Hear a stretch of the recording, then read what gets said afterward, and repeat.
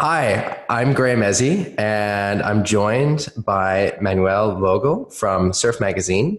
He's an editor there. Surf Magazine is the largest windsurfing magazine in the world, and he's been involved with testing windsurfing equipment since 2002, so almost 20 years of testing experience. For those of you who don't know, I run a community on Facebook where we talk about everything windsurfing related. It's mainly focused on improving in windsurfing, I offer my coaching. It's Graham Ezzy's windsurf coaching community on Facebook, and there are a lot of questions about production gear and boards, production boards specifically. And I feel like there's not that much information in the market. So who better to talk to than Manuel, who's been testing boards since 2002 and has a very good overview of what's been made, what is being made. Thanks for joining us. It's a pleasure. So how did you get into testing? I work as a windsurf instructor, and the owner of the surf center, he used to test for Surf Magazine for many, many years. And one day they were looking for a tester of a certain weight and with a certain background. And then they asked me, and certainly I didn't hesitate too long, and I took the chance. And so still doing it after almost 20 years now. What did you find was the hardest aspect to testing, or the most unexpected, difficult aspect? For me, it was surprising how the methods work in the end. So testing is not just stepping on a board and having a good time on the water. You need to have a certain structure in it. So the way you test, for example, how the test team looks, that you don't do it on your own. Obviously, you do it together with other testers of different weight, of different styles, and so on. And what is also a key aspect is that you always have to keep in mind for whom you're doing it. I mean, you're not doing it for your own, so you don't have to.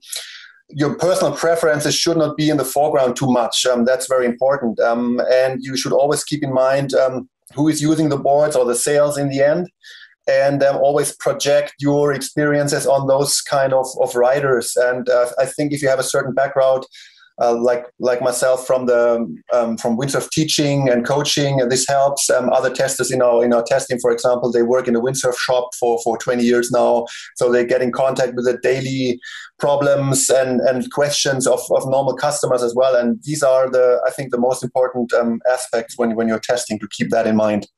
Just so everyone knows, Manuel is a very, very, very good windsurfer himself. Did you ever think about doing professional windsurfing at any point? No, I mean, I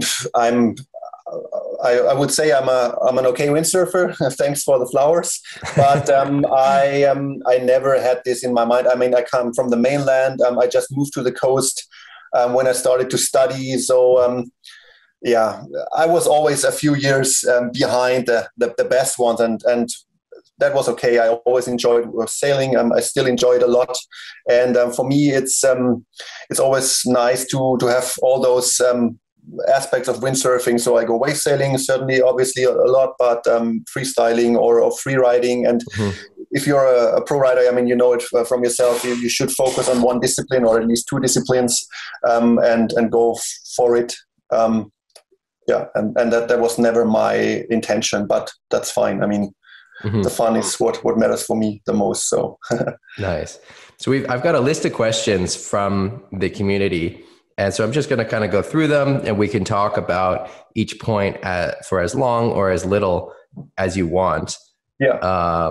One of the first questions, and this is something I'm really interested in. Do you have a favorite location or set of locations for testing? We used to test a lot in South Africa, which sounds at first a bit odd, because you think, oh, South Africa is such a perfect place. You go there, the conditions are completely different compared to ours.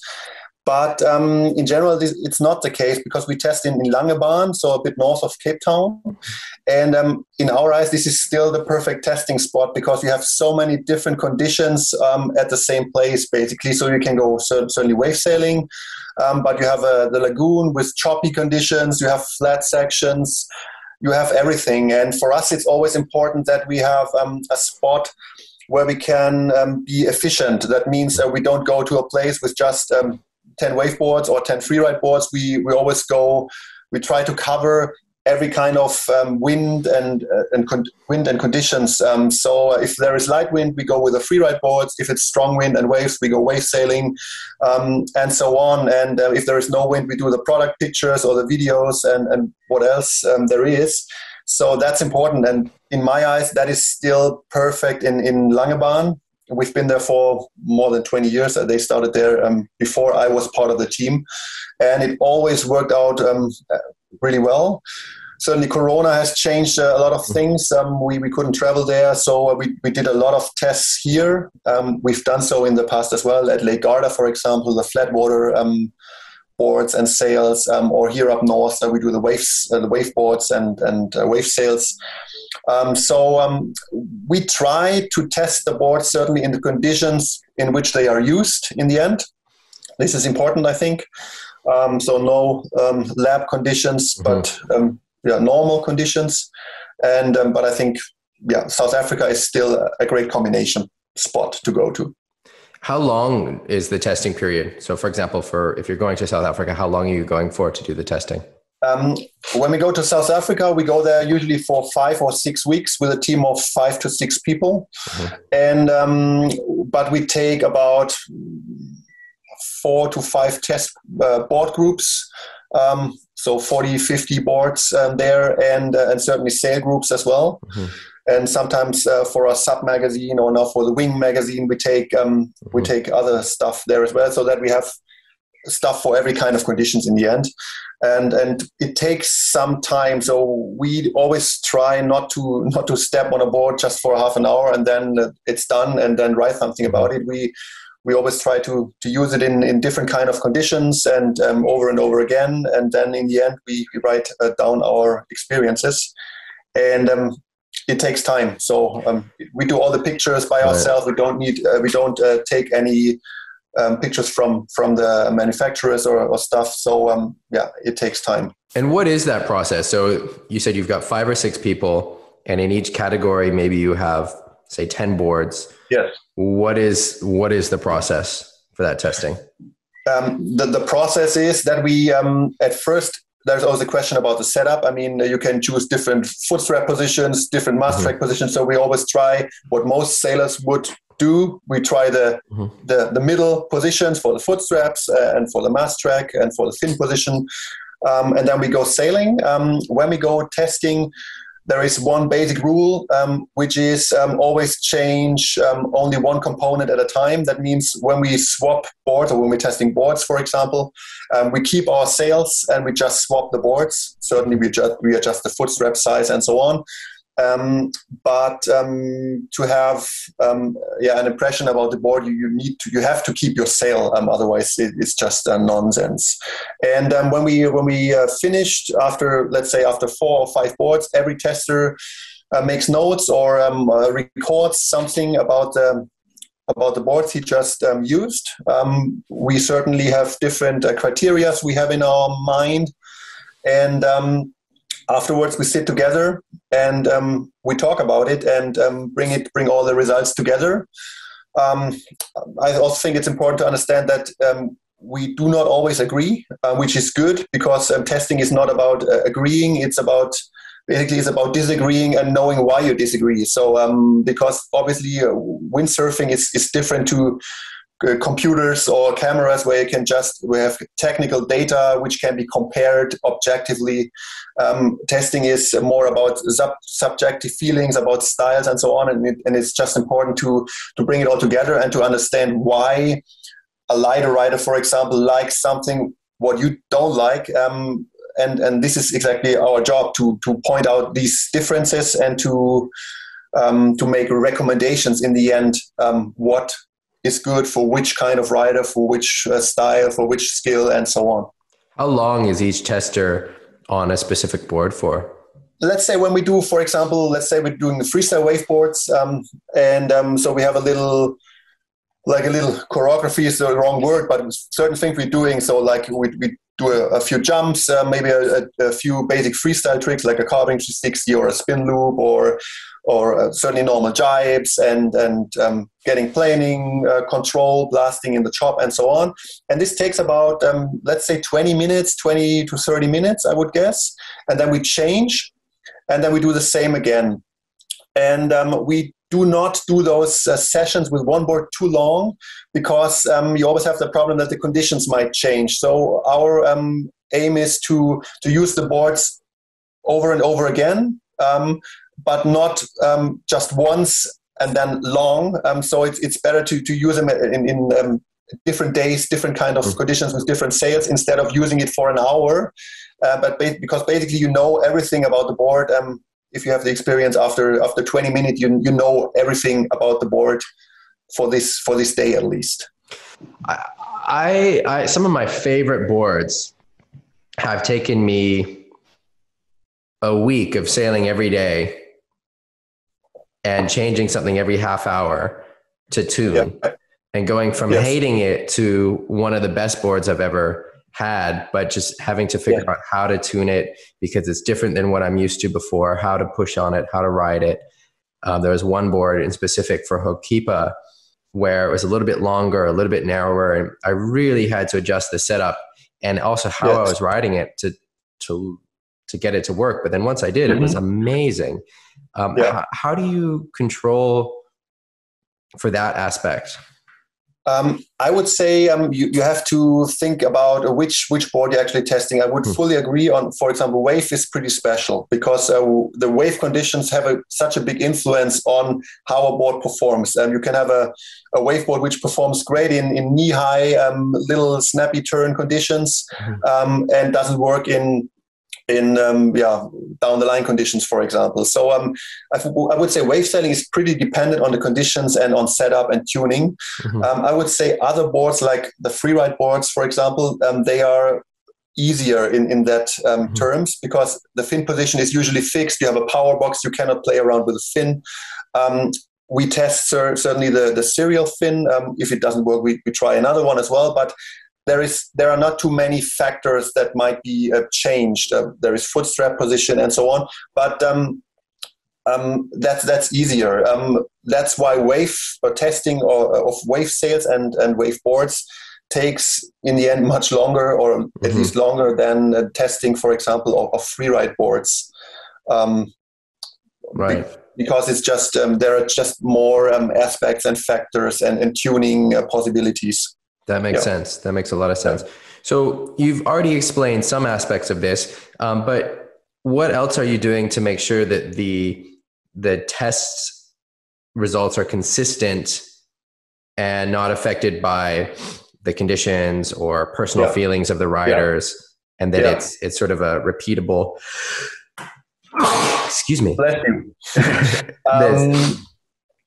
What I've already said is that we try to use it in different conditions on different days. That makes a big difference, because if you use it once, it might be a great experience with the board, and the next day it might be different. So if you through repetition, you reduce your error frequency, so to say.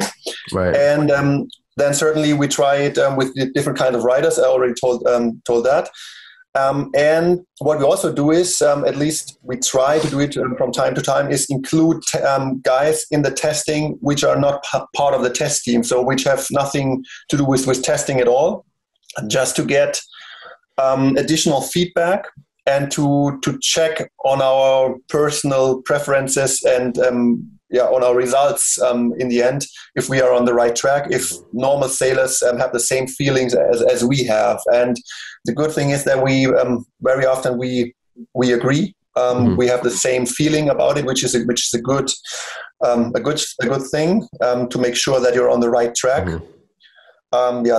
These are mainly the most important aspects, I would say. So you've already touched on fins a little bit, and fins are very important. Yep. How much development do you think the brands are doing on the fins? There's so much talk about boards and board shapes, bottom shapes, outlines, everything. Fins are hugely important. And I know there's a lot of companies that make fins.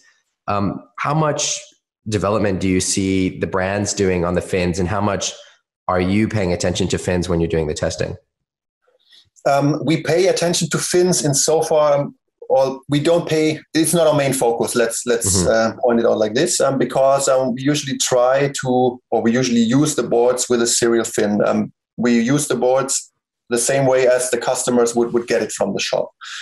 From time to time, we certainly show people or try to show people what changes can be made by using different kinds of fins. And certainly there are enormous changes that can be made. For example, if you use a carbon fin, a good carbon fin for a freeride board, it can make a huge difference. And I would say it's not our main focus, but from time to time, certainly we try to cover that aspect as well. How different are the fins? So in all the categories, so the fins that come with the boards, in the freeride category, in the wave category, are they all very similar fins that are being spat out by Cobra, or are they doing different things? I would say there are definitely differences already in construction. I mean, some boards come with G10 fins, which is, for example, for wave boards, I would say it's a good thing because they are more resistant against impact. Other fins, we sometimes have the problem that fins work performance-wise very well, but they're very sensitive to rock contact, and it's always hard to judge whether they should be built stronger or how the quality is compared to G10 fins in the end. But there are definitely differences, and it's not always the case that we are absolutely happy with the fins, to be honest. But I would say for most boards, the fin which is delivered with the board is okay, on an okay standard for most of the riders, for 90% of the riders. And certainly if you have more advanced sailors or sailors who want to spend some money and get some extra benefit from it, it makes sense to invest some money into a different fin setup or a better fin. Definitely that is something you can do. Just a quick shout out. I'm using K4 fins, which make a huge difference to my boards. Like compared to the production fins, it changes the board night and day, makes it a lot easier for initiating turns for me. So you touched on the durability of the fins. What about durability of the boards? Are you doing testing, like doing really high jumps and landing flat, or other durability tests? A durability thing is very difficult for us as a magazine because there are several problems which occur. It happens. Usually it works like that. We get the products, the sails, the boards, the masts, and so on from the manufacturers. We test them, and afterwards we certainly send them back. So it's not ours. We don't keep them. We don't sell them or something. It goes back. And usually it goes back in good condition, but sometimes certainly or a mast snap or boards break. This can happen. And the problem is that you never know when you snap a board, for example, after a flat landing, you never know, did the board snap because I did a hard landing, or would another board have survived this impact? So it's very hard to tell. So the moment you're talking about durability and construction, you would have to do proper lab tests with certain repeatable and measurable impacts for a board, like hitting anything on the nose 20 times with always the same time, and then looking at it. And Surf has done this in the past, but this was a long time ago. The reason why they did it is because it was more money in the business, obviously, because we would have to buy all the boards if you would have to do this. And but it was completely different in the past because when we look back, let's say 20, 30 years, we had boards which were built in molds, which had to be built over years to make up for the investment. So a Sunset Slalom, for example, it was built, I don't know how many years, but not just 1 year or 2 years. It was almost a decade sold. And modern boards are built in molds, which can be the layup, the construction can be changed almost every year. So if we would make a breakage test, for example, the result would be that the brands who got a bad result in the end, they would probably claim a few months after, okay, we changed this and this and this, and now it's much better. And to prove it, you had to do it again. So the results would be valid for just a few months. And balancing this out with the costs, it just doesn't make sense. So I would say that the constructions, they could certainly be better. I would say the constructions nowadays are a compromise between price and durability. Durability could be better, but then the price obviously would be higher. And I'm not sure whether people would have or would like to spend 3,000 euro for a board, it's already expensive. So it's hard to judge for us as a magazine what could be better and how the constructions compared to other brands really are. I want to add just a few things there. One is just the way that the boards are made. There is a little bit of variance from each board to each other. And so when you're talking about breakage, you've got two different reasons that a board would break. One is just that, well, I guess there's three reasons. One is it's just you've landed so hard or done something so impactful that any board is going to break, or a reasonably constructed board. Or two would be that the reinforcements are not adequate. They may be ending too soon and it creates a weak point or something else. Or there's enough variance in the construction that you can have an area of the board, for example, where there's not enough resin, where it's a bit dry, and then that makes a weaker point in the board. And there's going to be some variance in the production. You know, when you're producing thousands of boards, that's just gonna happen. Yes. Most windsurfing boards in the world come from one factory, Cobra in Thailand, and they do a decent job. They've been doing it for a long time. So Cobra makes the majority of windsurf boards. There are a few other factories and a few different boards. When you're doing your testing, are you looking at the origin of the board? So are you comparing, for example, okay, this board comes from Cobra, this board comes from somewhere else, and can you see if there are differences that you can tell? No, not really. I mean, certainly we know which brand produces in which factory, but you cannot tell that in general the Cobra boards are worse, for example, than the boards produced somewhere else. I mean, what Cobra or also the other factory produces are in the end what the manufacturers ordered them to produce. I mean, they produce it the way how they want it to be produced, and certainly. If the companies would say we want high end, only high end, Cobra could build high end as well. So it's hard. You can see tiny differences. For example, with a how do you call it? Where the air gets in and out of the board. Yeah, the vent plug. Yeah, the one. Yeah, exactly. And sometimes the straps or the screws, the plugs, and so on. But these are, I would say, tiny differences. You almost don't realize when you unpack them. Right. Yeah. So you mentioned cost before, and that a higher quality board would be possible, but it would cost even more than what boards cost now. I think a lot of people are surprised or unhappy with the price of boards currently, but maybe they don't realize that there's a lot more hours in a current production board, like man hours, than a board from 15 years ago. Yeah. And also that those labor costs, those wages in Thailand have also gone up a lot.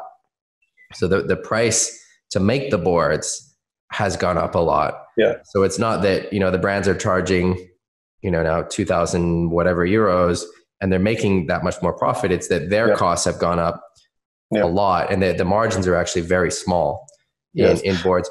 I think you can if you look at the whole windsurf industry, I mean, this is maybe a question that should have been asked at one of the brand managers that they can give more info about that for sure. But I think it's like that in the windsurf industry, not too many people get rich in the end. I mean, the companies are struggling or have been struggling over the years because the selling numbers went down. Now it's prospering a bit again, and but the riders, I mean, they don't earn too much money. Events, there is not too much prize money in it. So who's getting rich in this business in the end? There's not too many people getting rich. So that already shows that there is not the brands taking enormous amounts of money for the boards and producing it for that like dirt cheap. So I think we have to keep it in mind, and we could expect better quality, certainly, but that would mean that we probably would have to pay higher prices as well. And that's what I already said before. I think it's somehow a compromise. Right. And I think that's nowadays we have to live with it, but there are other options as well. I mean, there are custom factories and so on. So, How do you select which boards to test? How does the magazine choose? We have basically two different criteria. The first thing is availability. I mean, certainly we focus on the German market, or the German, Netherlands, Austria, Switzerland, where most of the readers come from.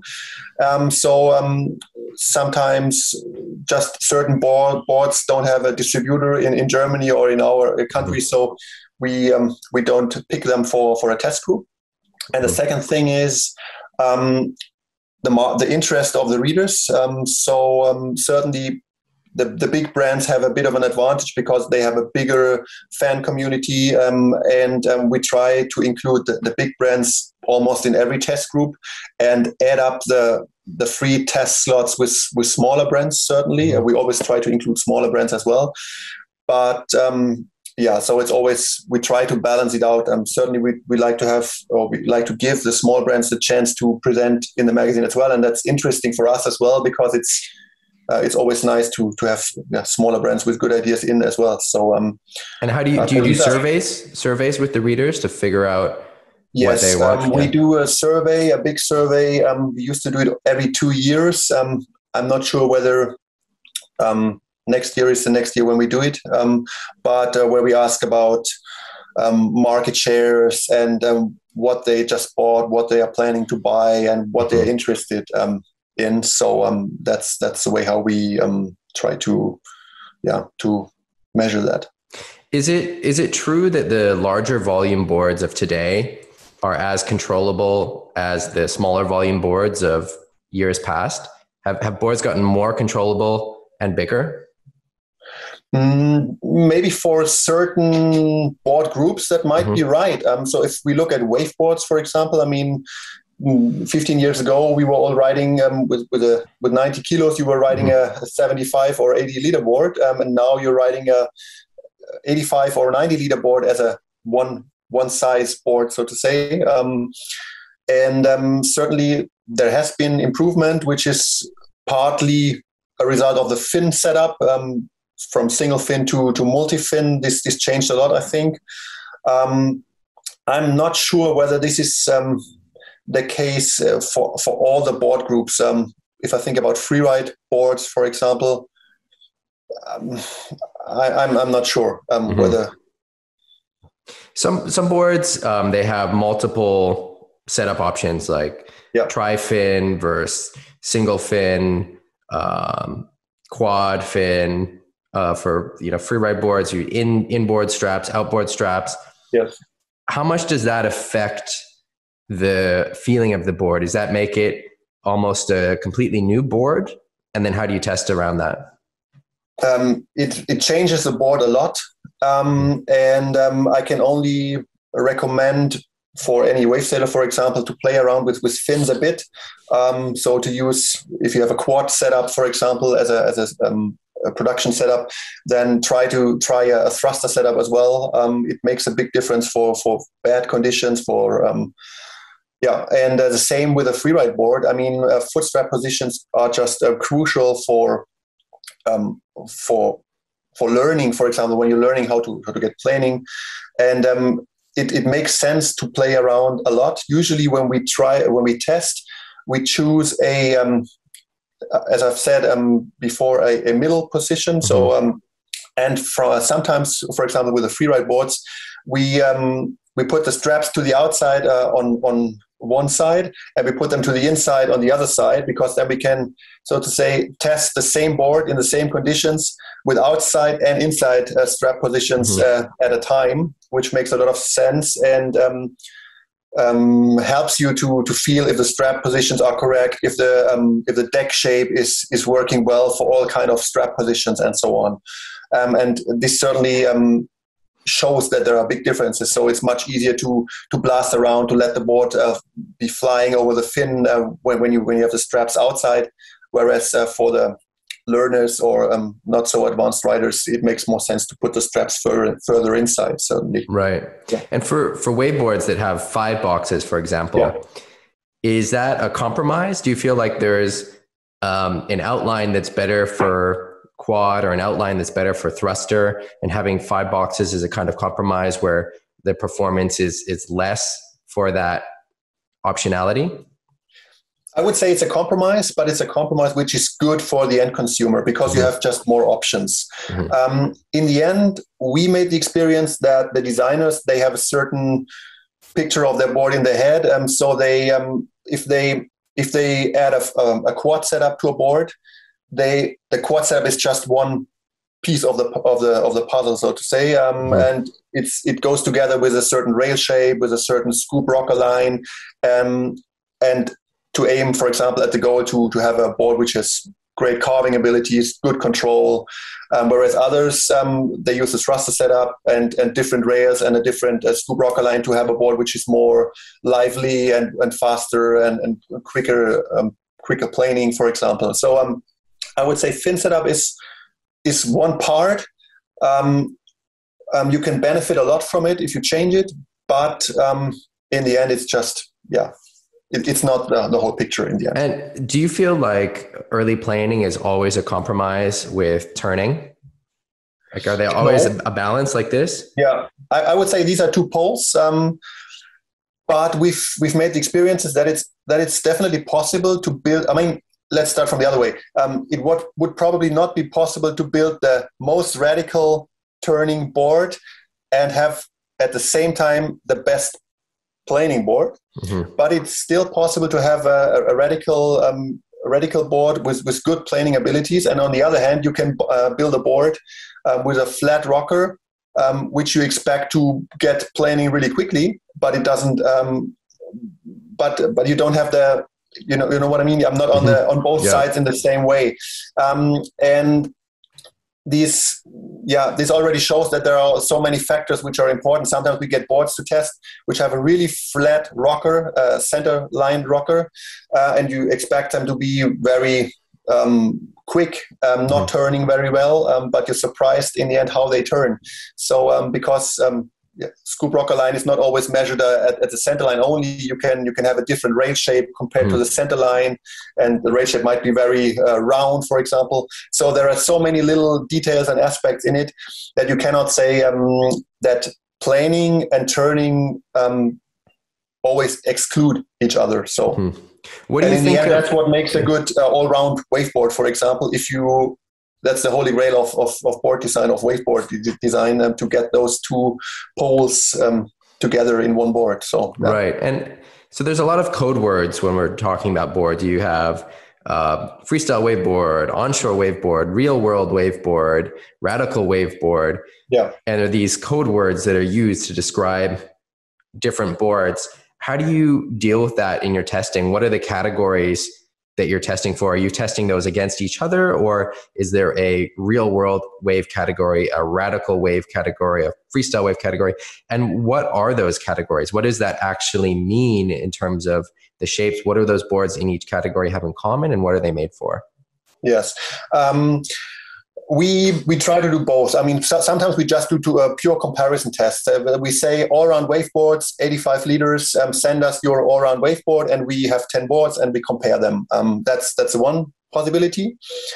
Certainly because models are not changing every year nowadays, we're not trying to change year after year after year the same board. So that might be...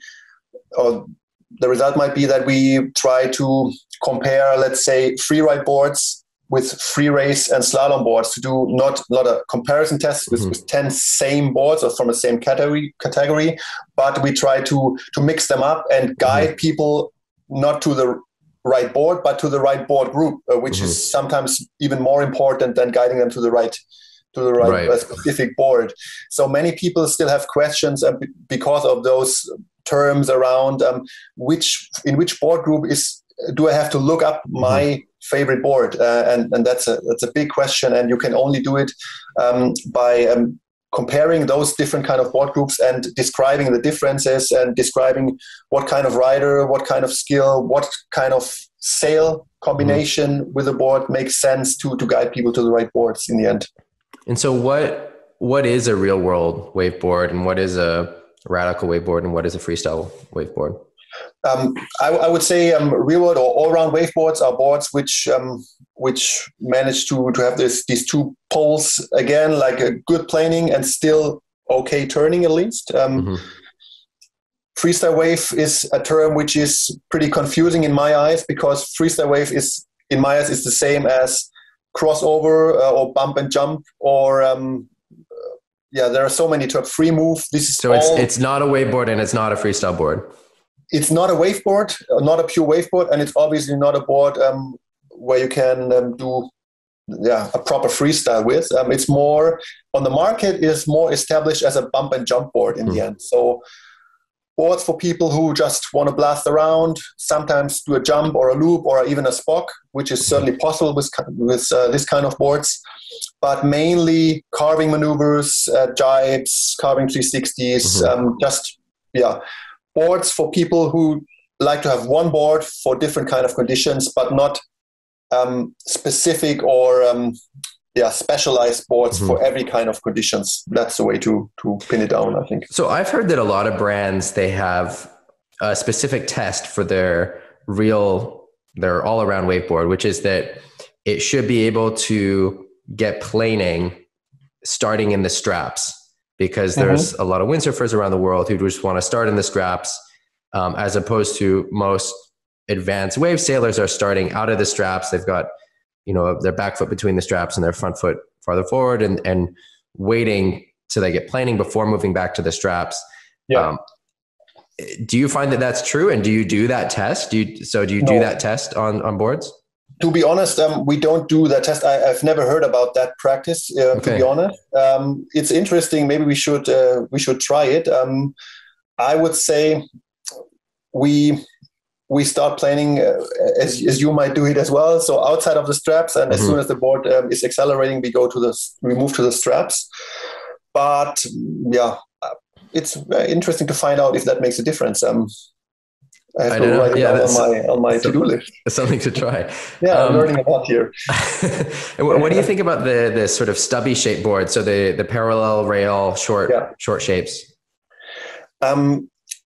I think the time of the stubby waveboard is maybe it's a bit hard to say that it's over, because many brands they did it in the past, but now they went back to more classic, more round outlines. I think the reason is because it has certain advantages and disadvantages. One of the advantages for sure was that you have these wide tails and these straight outlines, and that this helped to get planing and also to keep the speed in the turn, which is important for many wave sailors, certainly. And the carving abilities were, in my eyes, really good, at least for the long carves, because you have these straight rails, which provide a lot of grip and so on. So these were the advantages, but the disadvantages were that they're maybe not so, the angles or the turns cannot be vary too much or made too tight. So they were somehow felt a bit stiff, or at least some of the boards. And I think that's the reason why they went back to more round outlines. But it's always interesting to see these trends that they pop up. Then it takes a few years, then they were overdone a bit sometimes. And then many of the brands, they go back to something in between. So not like fully back to the past, but they they try to find something in between. With a freeride board, it's the same. So 20 years ago, the freeride boards were much longer. Then the compact shapes came into fashion. Right. Then the boards became really short, which had certain advantages, but big disadvantages for people who were just learning how to get planing, because you need a longer board to get passively planing better. Right. And now they went back. So now the freeride boards became a bit longer again for many brands. And so that always shows how these trends, how they shift. And it doesn't mean that they were wrong, those trends, that it was complete nonsense, but it's always about finding the right balance in the end. Right. And is a 65 liter board for a 65 kilo rider the same as a 85 liter board for a 85 kilo rider? I would say yes.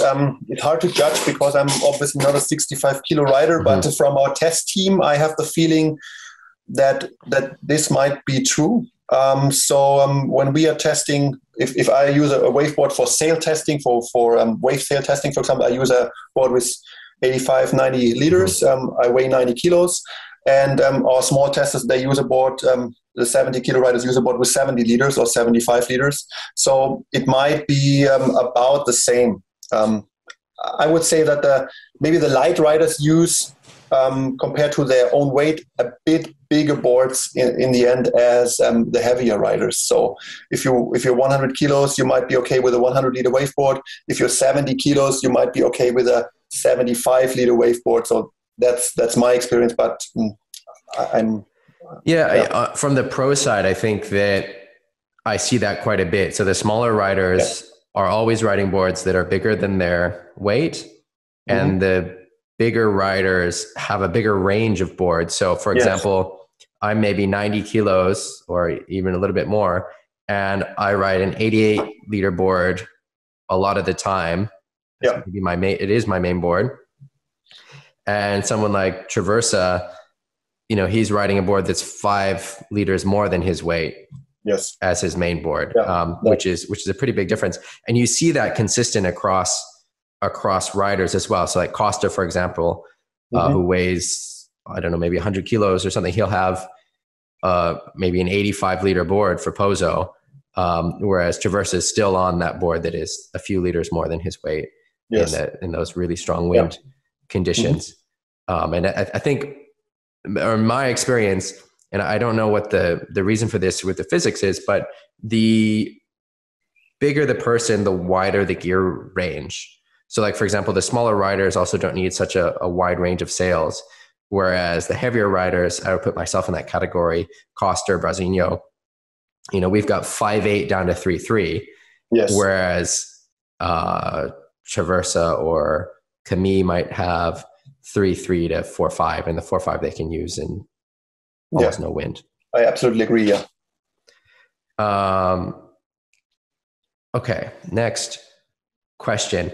So the board brands you've already touched on this, they're really interested in innovation. What do you do when you see new things coming out to determine whether it's a fad or something that's actually beneficial and might stick around? We try it out. That's our job. And I think it's always a fine line. And certainly you don't want to promote things which are complete crap in the end too much in advance, at least. But certainly as a magazine, you have to be open for new things as well. It has been the case in the past that things came up and people were saying, "Oh, this is ridiculous." I mean, just look at windsurfing.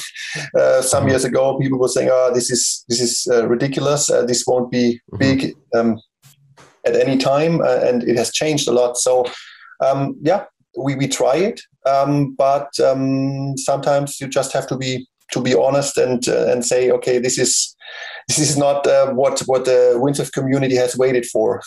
Right. That's also part of the business. So, yeah. Okay. That makes sense.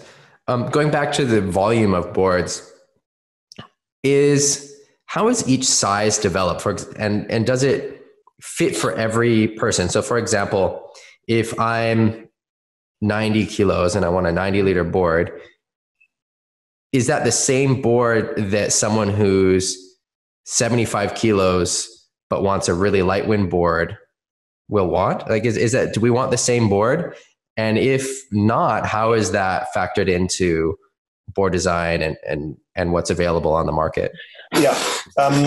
So we've made the experiences that the designers, they have a certain board or a certain style of board in their minds.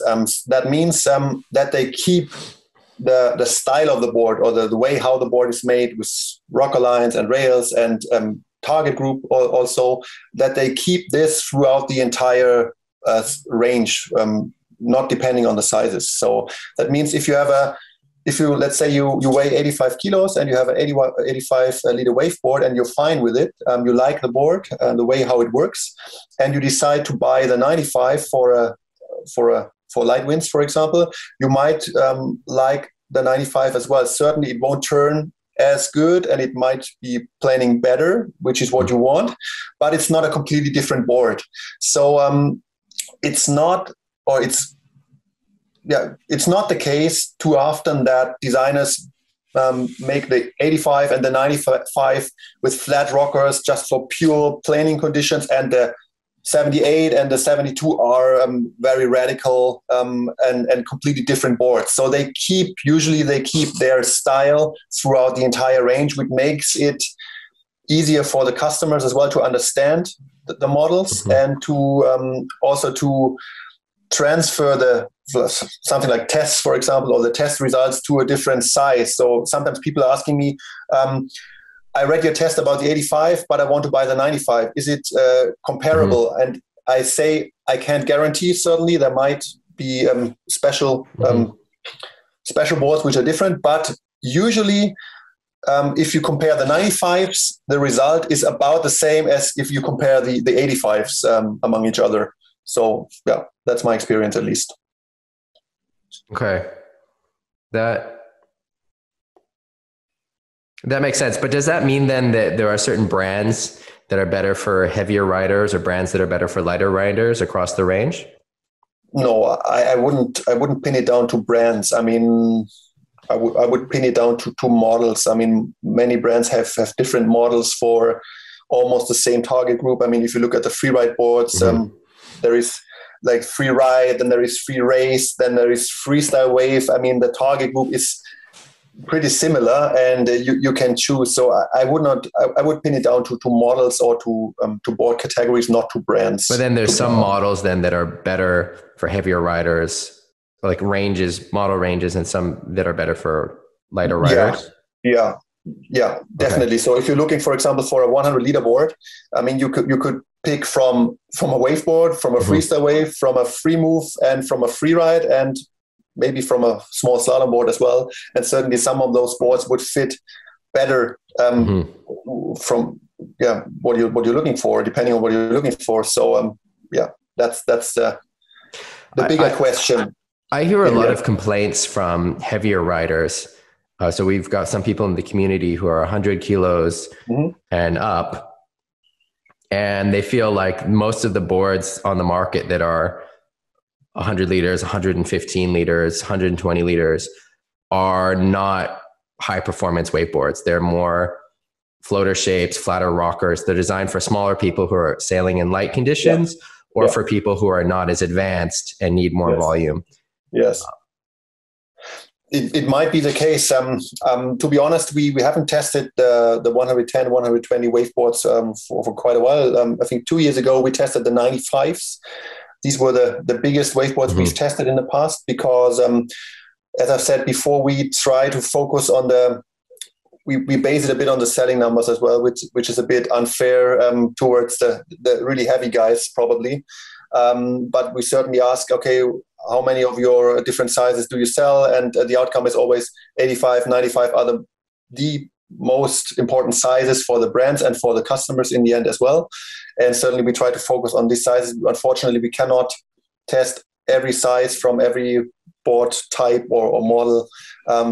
but yeah, it might be. It's an interesting thing. So maybe we should try that because it's certainly not as it's supposed to be. Because even heavier riders, they like to have a board which is turning well. So and they can expect it. Yeah. But I also understand it from the brand's perspective, where there is a very real cost to putting a board into production. You have to sell a certain number of boards just to make that cost. I'm not sure what that number is, if it's 50 boards or 100 boards for each actual size, each individual board.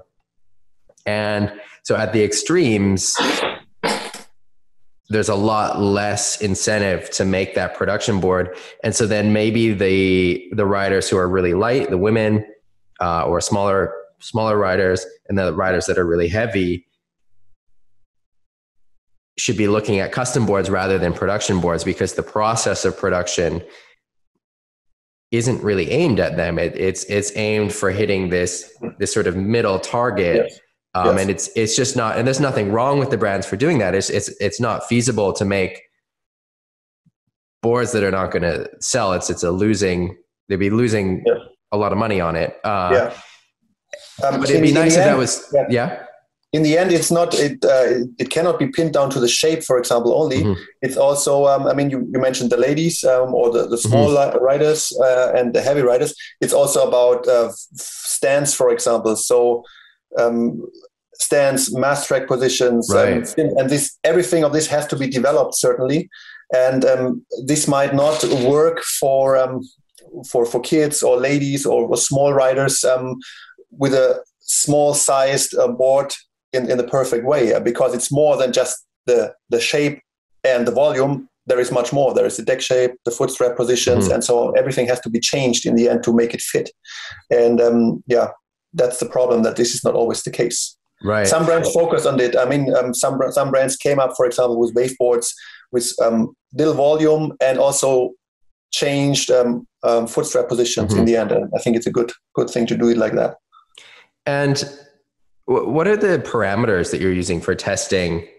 So when you talked about a certain criteria, is that consistent from year to year, or is that changing? So like when you're testing waveboards, are you looking at the same things you were looking at 5 years ago? And then also, is that something that you publish in the tests, what the criteria is? Yeah. Basically, we keep the criteria the same over the years, but not certainly if we have the feeling that certain criteria are important and are not part of the test yet, we add them, whereas others might be kicked out. For example, we had back in the days, this is maybe 15 years ago, we had upwind abilities for freeride boards as well. And we made the experiences that many of the manufacturers, they wanted to build boards which get planing quickly and have great upwind abilities, just to win the test in the end, even if we don't put a label on test winner. But this was leading the readers and also the brands to a wrong direction, because what did they do? They provided the board with big fins, with fins which are way too big in the end for the end consumer. It offered great upwind ability. They got planing very quickly, but the control was worse, and the jiving was worse, and so it had a lot of downsides. And we realized it, and then we kicked it out, and then the fins became shorter again. So that's you have to certainly choose your criteria very well, and always think about them, whether they make sense or not, and not keep them too long if not necessary. But in general, we try to keep the criteria, and we certainly communicate those criteria. And we always do a mixture of putting grades in, because sometimes it just helps to have this visual things. Okay, this board is good, this board is worse. And certainly a text where we describe everything. So in my eyes, it doesn't make sense to only put grades in or only put text. I think a mixture is a good thing to do. How do you control, or what is the process for objectivity? Because obviously the brands are paying money to advertise in the magazine. Yes. It's an important source of funding for the magazine. How do you keep those two separate? You have to keep it separate because in the end, luckily, surf is not only based on advertising. It's more based on actually selling the magazines, and which is good. That doesn't mean that we are not that we don't rely on advertising money as well. This is the case for every magazine out there on the market, no matter which sport or which whatever.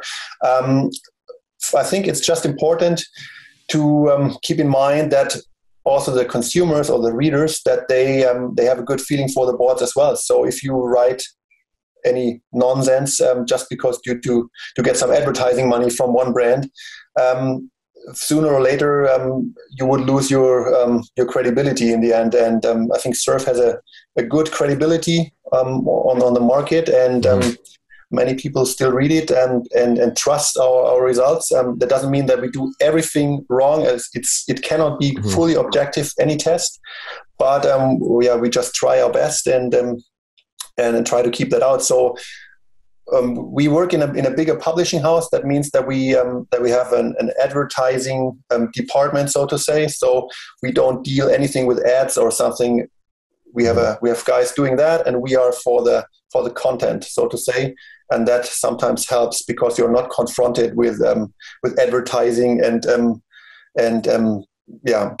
bringing in the money and doing the testing at the same time. So yeah, with a lot of magazines in windsurfing, you have to do a lot of work to decipher the test. You have to really read between the lines because they don't want to say things that are too negative or too positive about any specific brands, and so the results end up being all pretty similar. What is your point of view on that when you're writing? I think the best way for the reader, or the most attractive way for the reader, would be to put labels on test winner, to make the differences bigger as they actually are, because this is what, as a reader, from a reader's point of view, this is what makes things interesting. But from a tester's view, the differences are sometimes not as big as you like to have them. So, and there's certainly a certain responsibility to not make the differences bigger as they actually are. So, for example, if we would only use grades, for example, we could say, let's say, handling of a wave sail. We have a sail that gets grade 1, the best, and we have a sail that gets grade 4. And the question is this sail really 60% worse handling-wise than the other sail? No, it's obviously not. There are differences, but it's not as big as a grade would suggest. So it's very difficult to find the right balance between pointing out the weaknesses, and because this is what the readers can expect from a magazine, and not making the differences bigger as they actually are. So I think a combination of making grades and describing the text is a good thing. And I think, or I hope, that if a product is really bad, you can still understand which product is bad for your purposes. Do you ever have products that are bad? We have, every year we have, I would say, three to 5 products, depending on the year, which are bad overall. But there might be products which are just bad for your purposes. And that's, I think, the most important thing about testing. I said at the very beginning that it's not about personal preferences or our personal preferences. It's about different styles and skills and so on. So just an example, if we would put a label test winner on a waveboard, the question is, what is the test winner? A test winner for you or me would be a completely different board as a test winner for someone who has just stepped into wave sailing, because he just needs a board which is plain easy, keeping the speed, and it doesn't matter if it doesn't turn well for a 360 or anything. So there are completely different things to compare, and that's the reason why it doesn't make sense in my eyes or in our eyes to put labels on it. So how you bring up a really good point, and there is such a big range of rider weights and abilities and styles. And I know that like what I like is really different than what a lot of other people like. Yeah. And how do you communicate that? Yeah. Usually we do it in a way, we have certain criteria. We spoke about that. So we have, for example, let's stick to the waveboards. We test for planing abilities, control, then tight turns, so back foot riding, front foot riding, and variability, and things like that. So we try to make grades. We point out the differences, and afterwards we make classes or types of riders. So we say, okay, if you're a wave sailing beginner, it doesn't matter to pick the board which has the best or radical turning abilities. For example, you should take care about getting planing, control, and back foot snappy turns, for example. So if you're like this, pick out or watch for those criteria and pick out 1, 2, 3. These are your top 3 boards. Next type is maybe the type who's the all-rounder, who's sailing at the Baltic Sea, but also sailing in South Africa in the wintertime, who wants one board for all kinds of conditions. So then we would say, okay, watch for this, and these are your top boards, and these are the ones to really to leave out. And or if you're down the line wave rider, if you're only sailing Hukipa or Peru or whatever, planning is not maybe the most important thing. It's more about down the line, grip, turning, and now take those top 3 boards for you. So that already shows the top 3 is different depending on your skills and surf spots, right, and so on. Yeah. And do you have that variety of rider in the testing crew? I would say that we have our testing crew consists of people who are better than the average sailor, I would say. But as I already pointed out in the past, we try to bring every year in who are not into testing at all and who are on a lower skill level. And besides, we try to keep that contact to the average sailor through coaching, through working in surf shops, and so on. So I would say our test team is not consisting of all types of riders. It consists of all types of weights, or almost all types of weights. But yeah, it's all about getting additional feedback in the end. And how much do you expect someone to use the test to influence their buying decision? So for example, are you expecting someone to look at the test, call up their shop and order the board? Or are you expecting it to be maybe half of their decision-making process? They're going to also talk to the shop for advice, or maybe it's a small part. Yeah. What percentage do you see the test being in the decision-making process for an average board buyer? I think it depends a bit on the country, I would say. At least that's the feedback we get from surf shops from Germany, for example, or Germany, Austria, is that people take a lot of take the test results as a basis for their decision a lot, which is good for us to know, certainly.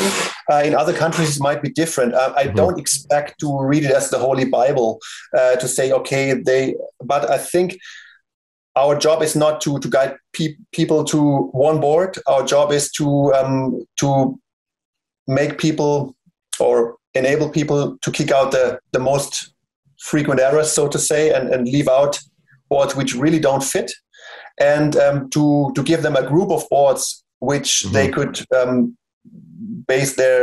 where they could base their decision on, their buying decision based on price or whatever they got offered in the shop. So yeah, we certainly still hope that people take it as a basis for their decisions, because otherwise it wouldn't make sense to do it. But we know from our surveys and from the shops that this seems to be the case. How much does the different sail brand or the sail shape affect how a board will ride? For example, are there sails that don't fit with certain boards, or sails that fit better with other boards?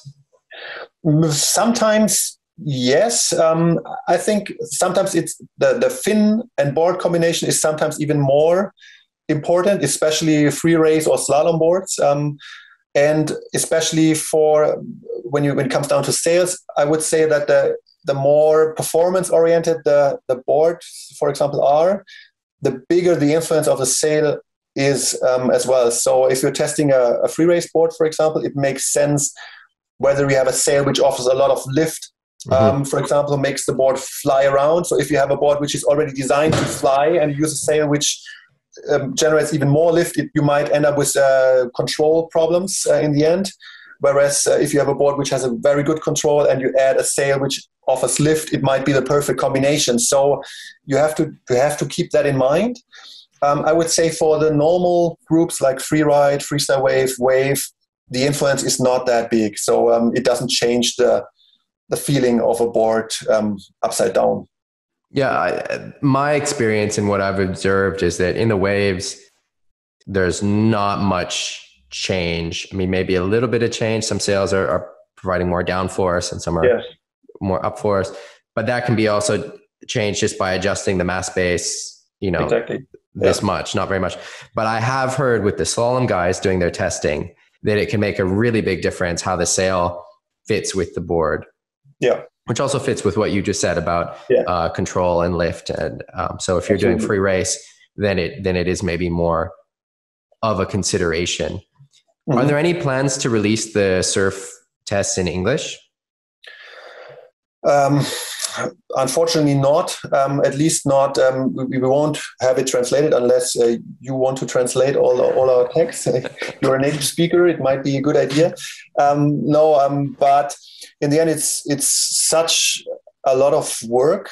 But the chance I see is because we have a digital issue or digital issues every month. So we have an app where you can just download PDFs, for example, of the tests. And as auto translators get better and better, it won't come out as the perfect native speaker text, but at least you can understand the differences and so on. So that's maybe a thing people from other countries should keep in mind, that downloading an issue and having them just copying into a translator could make sense. I don't know. But unfortunately, having the whole magazines translated is just impossible today. Why doesn't Surf test freestyle boards anymore? Good question. We've ordered them for this year because we haven't tested them for I think 2 years now. Unfortunately, it's super hard to get equipment nowadays due to the whole Corona situation and the lack of containers and so on. I mean, you know more about that as I do, but we definitely plan to do a freestyle test in the future. And how much difference is there year to year with the freeride sails? I think a lot of people feel, both with freeride sails and freeride boards, that year to year they're pretty similar to each other. Yes, I would say the steps from, if you look at it a yearly basis, the steps are pretty small. If you look at it over a period of, let's say, 3 to 5 years, you can feel that there is some development going on. So that's the experience we made, and that's why we decided not to test the same sail groups, for example, in the same size every year. So we try, let's say, if we try a freeride sail 6.5 this year, then next year we might pick the 7.5s because it's just to make it more interesting, or pick a different sail group or sails from a different type of sail, so to say. Yeah. And how much do you weigh? About 90. About 90. Do you have advice for heavier riders with their gear setup? So for example, should they use 5-batten sails rather than 4-batten sails? Are there specific board categories that are better for a heavier rider? It depends certainly on in which category you're looking at. I mean, it depends whether we are talking about freeride rider. Waves. Let's say in the waves. In the waves. Waves. I would say you cannot pin it down to batten numbers. So a 4-batten sail might be as good in control as a 5-batten sail from another brand. So in the end, one thing that could be interesting is the mast lengths, because there are sizes where you can choose between a 370 and a 40 mast. So the 4.7 size, for example, is a good example of that. It works, usually it has around 4 meter mast length, and you can use it with a 370 or 4 meter mast. And I would recommend, for example, people who are heavy to use then the longer mast, because it makes the sail a bit stiffer and not so baggy. And when you pump it, for example, it stays in shape better compared to the same sail with a short mast. The other way around, it can be interesting as well, for example, for the ladies or lighter riders. They often have the problem that they are so light that the sail does not offer its profile as it should be. So then it makes sense to use, for example, the shorter mast. This allows the sail to breathe a bit more and to generate more profile and to feel a bit softer, which is a good thing for lighter riders or ladies. This is something that's really difficult in developing sails and in making recommendations, because everyone is different. We're designing sails for a range of weights and people, and the sails, a sail can be good for all the extremes in that range. But maybe the mast recommendation is a little bit different. So, for example, like with our sails, with the Ezzy sails, we do a mix and match system. So we do, for example, like a 400 top and a 370 bottom on the 4.7 and the 4.5. But I know lighter riders who like to use a straight 370, for example, on the 4.5. And so we recommend the 400 top and the 370 bottom, because that seems to sort of fit the biggest number. It's what I personally use. But for example, on the smaller sizes, 3.7, 4.0, well, actually the 4.0, so it's like 3.7 and under, we recommend a 340, but I prefer a 370. I'm on the heavier side. I'm using a 3.7 when it's really windy and I want to have that stiffer mast. But then we recommend the shorter mast, because most of the people who are buying that are really light, and that mast seems to work better for them. And so it's just really difficult if you're just looking at the specs of a sail to know what's necessarily right for you. And so I really feel the challenges that a typical consumer has in trying to work that out for themselves. Yes. So I would recommend, with some sizes you don't have an option. If you have, let's say, a 415 luff length, then you should go for the 4 meter mast for sure. And usually, from our experience, this works for all kind of weights pretty well. When you have those issues, like you can use the shorter or longer, I would say that for the light riders, let's say 65 and lower, always take the shorter mast. For the heavier riders, like 85, 90 kilos plus, take the longer mast. That I think is a good decision. And it can help to save mass in the end. Some riders, they just have the 4.7 as their smallest sail. So they have only bigger ones, so they don't want to use a 370 just for that one sail. So it makes sense to keep the 4 meter mast and leave out the 370 completely. How do you do tests for actual volume? Because I know with many brands, it's difficult to get the exact volume. We've done this in the past, which was quite a lot of work to have it done. I can imagine. But our feeling is that it did become better with CAD shaping. So in the past, it was sometimes you had a waveboard with 88 and it did have 80 liters, which is certainly a huge difference. It's just one board size smaller. But nowadays we have the feeling that most of the time the measurements are okay. Certainly would be better to still do it. But it's also a bit of a matter of time management and How much does volume actually matter? When you're looking at width or, length or these other aspects of shape? I think volume only matters when it's about light wind or using a board which is in danger of going under the water, so to say. So when you waveboards, certainly it's an issue when you sail at wave spots where you're just wobbling around and you have light wind conditions and you try to pick waves, and certainly it makes a difference whether you're still floating or whether you're whether you're not floating. Same with freeride boards. But in general, I would say width is the more important aspect. Mm-hmm.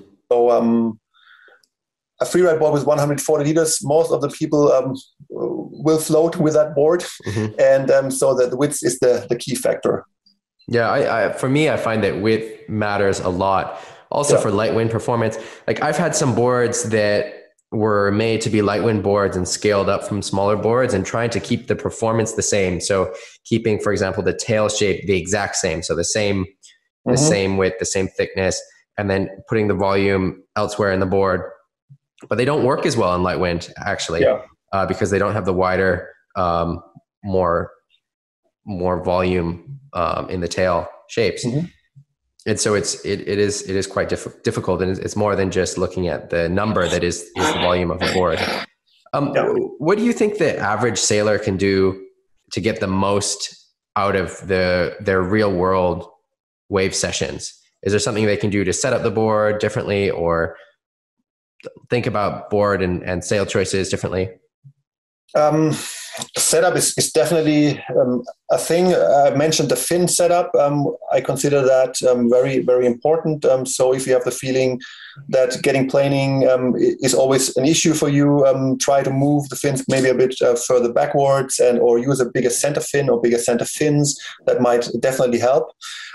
What is always a key factor is try to sail as much as possible. So very often I see people, certainly not everyone is living at the seaside, obviously, but even if you're on holiday and there are no waves around, use all kind of conditions or try to use all kind of conditions to go sailing because you can become a better wave sailor in flat water conditions as well. So if you're able to do, let's say on a free ride or freestyle waveboard or even on a big waveboard, if you're able to do a good carving turn, you will be able to do a proper bottom turn as well.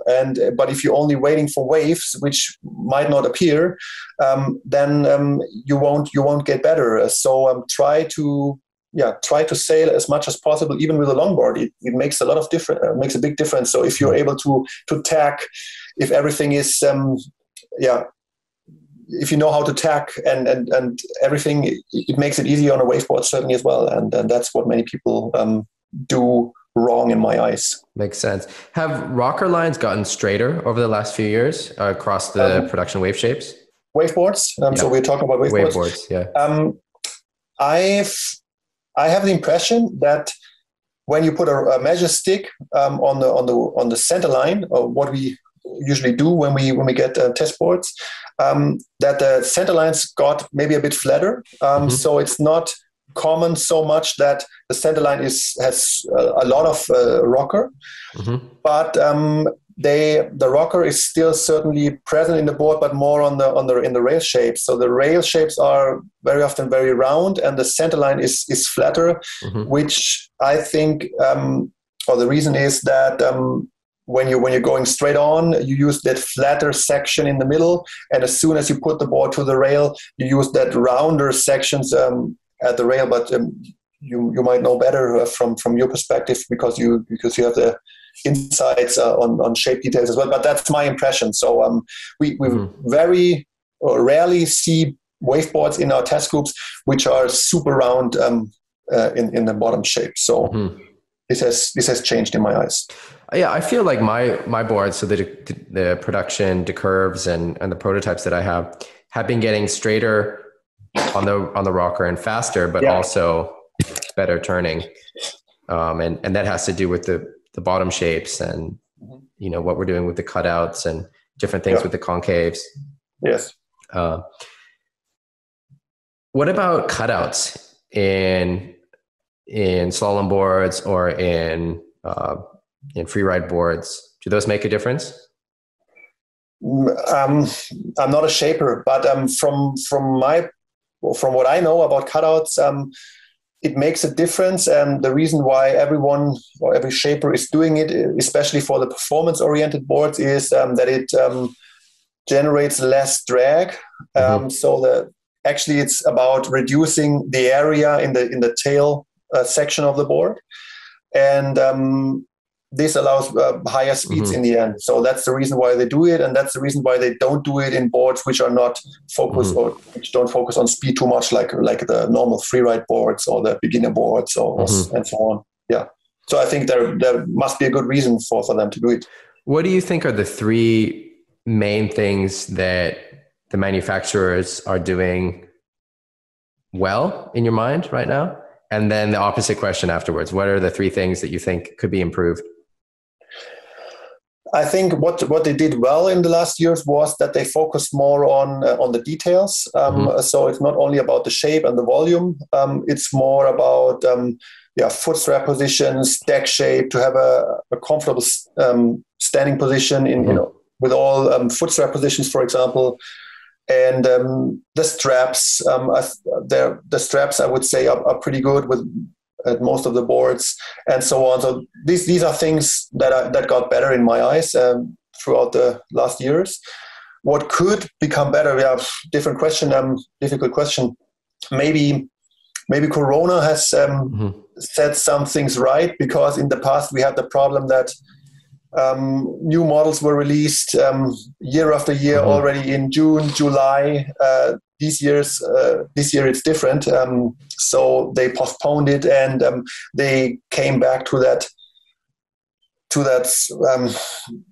schedule they used to have in the past. So beginning of the year they come up with a new equipment. It makes it difficult for us this year to reschedule our testing and everything, because this was certainly based on the release dates of the companies. But we will adjust that and deal with it. But I think that's something that could be improved, or maybe Corona improved it now for them. So I don't know. And is there something that you wish that the readers of the tests could know that you try to write in the test, or maybe you can't write in the test? Like what do you want people to know when they're reading the test? What do I want them to know? We want them to know everything, what is necessary to make their decision and find the right thing. Usually we don't hide anything special from our readers. Certainly you cannot bring every tiny little detail to the test. Sometimes we had problems in the past to put all these shape details and features of the board in. That's why we started the thing on YouTube, that we every test group we presented on YouTube, and people can have a look at the boards and see the differences and so on. The reason was that we just couldn't fit all those little information into the test. So in general, we try not to hide anything. I mean, we try to say as it is, as. And what are your goals going forward? So if you were to think of what you could do to change the test to make it better in your perspective, what would that be? Certainly you can always discuss about finding the right groups of boards and sales, which are the most important for the readers. Certainly we have to rethink every year about that. I mean, obviously if I would say, or if you would say we were doing something completely wrong, we would have changed it. But maybe that's something that could come as a feedback from your community or the readers. I'm honest. So if they have wishes or board groups they like to see in the magazine, I mean they can contact us anytime, and we keep that in. We put that into consideration, certainly. So it's not that we do our thing and don't look left and right. We try to adjust and yeah. That makes sense. How often does the group of testers change? Is it different every year? No, not very often, because proper testing requires a certain experience, and it helps to, when you're testing new boards, it helps to have the previous ones still in your head, and so that's why we keep the team as long as possible. Sometimes we just add new people from outside. Which is good to get new impulses and new feedback and so on. But in general, we have our team, an experienced team, and that worked out pretty well in the past. And is there a training program that you use for new testers? No, not a specific training program. We certainly look at their background. They should not be connected to any brand, so they should not work as distributors or team riders or anything. So they have to be neutral in a certain way. It helps when they have a background from surf shops, coaching, instructors, and so on. This is what helps. And basically, yeah, that's how and certainly they have to have a certain skill level. So if you're doing wave tests, it has to be sure that they can at least wave sail and get out and come back without destroying the gear. Yeah. And have you, in your experience, and no names, we don't want to name anyone, but have you worked with testers that you find are really difficult to work with, or when you're trying to compile the results at the end and trying to write the reviews, you feel like, oh, this is just not helpful? To be honest, no, because all the testers I'm still working together with are testers which are part of the team for years now, and yeah, sometimes it doesn't help too much if someone sees too much black and white. So it's always important to see. To leave out the personal preference, as I said before, and sometimes you just certainly sometimes even testers, they just cursing around when you go out and you have a bad session with a certain product, but then certainly our job is to try again and look why this was the case and give it to other people, and then we come to a point where we say, okay, this might be the case for certain conditions or types of riders, but not for everyone. So that's the important thing. Well, thank you. We've learned a lot in this discussion. Thanks for giving your time and experience. I really appreciate it. All right. Thanks.